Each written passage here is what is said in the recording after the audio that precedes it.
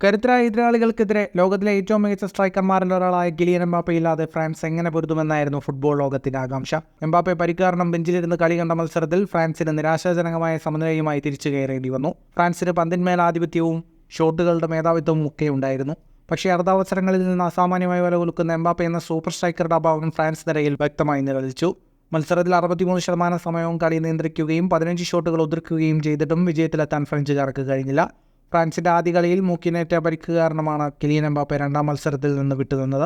Goal രഹിത സമനിലയിൽ മത്സരം അവസാനിക്കുമ്പോൾ ഫ്രഞ്ച് സംഘത്തിനെ ഏറ്റവും മിസ് ചെയ്തത് എംബാപ്പയുടെ സാന്നിധ്യമാണ് എന്ന കാര്യത്തിൽ സംശയമില്ല. എന്നാൽ കോച്ച് ദിദിയർ ദെഷാംസ് ഇത് സമ്മതിക്കുന്നില്ല.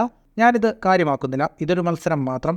ചിലപ്പോൾ നിങ്ങൾക്ക് ഒരുപാട് ഗോളവസരങ്ങൾ കിട്ടിയിട്ടും വലയിൽ പന്തെത്തിക്കാനാകാതെ വരും. മറ്റു ചിലപ്പോൾ നേരെ തിരിച്ചാക്കും. കളിയിൽ അവസരങ്ങൾ തുറന്നെടുക്കാതിരുന്നാൽ ഞാൻ വ്യാകുലപ്പെട്ടേനെ. ഫുട്ബോളിന്റെ ഉയർന്ന തലത്തിൽ കാര്യക്ഷമതയാണ് പ്രധാനം. അതിലാണ് ഞങ്ങൾ ശ്രദ്ധയൂന്നുന്നതും. നെതർലൻഡ്സിനെതിരായ ഗോൾ രഹിത സമനിലയിൽ ആശങ്കയില്ലെന്നും ദെഷാംസ് പറയുന്നു. ഇതേസമയം നെതർലൻഡ്സ് കോച്ച് റൊണാൾഡോ കൂമാൻ എംബാപ്പയുടെ അഭാവം ടീമിന് ഗുണം ചെയ്തുവെന്നാണ് വിലയിരുത്തുന്നത്. കഴിഞ്ഞ 2 വർഷത്തിനിടെ സ്റ്റാർട്ടിംഗ് ലൈനപ്പിൽ എംബാപ്പെ ഇല്ലാതെ ഫ്രാൻസ് കളിക്കാനിറങ്ങിയത് 7 കളികളിലാണ്. ഈ 7 മത്സരങ്ങളിലും ഫ്രഞ്ച് പടയ്ക്ക് ജയിക്കാനായില്ല. ഇതിൽ 5 കളികൾ സമനിലയായപ്പോൾ 2 പരാജയപ്പെട്ടു. ഫുട്ബോൾ ലോകത്തെ കൂടുതൽ വാർത്തകൾക്കും വിശേഷങ്ങൾക്കുമായി സ്പോർട്സ് കഫേ ഇപ്പോൾ തന്നെ സബ്സ്ക്രൈബ് ചെയ്യുക.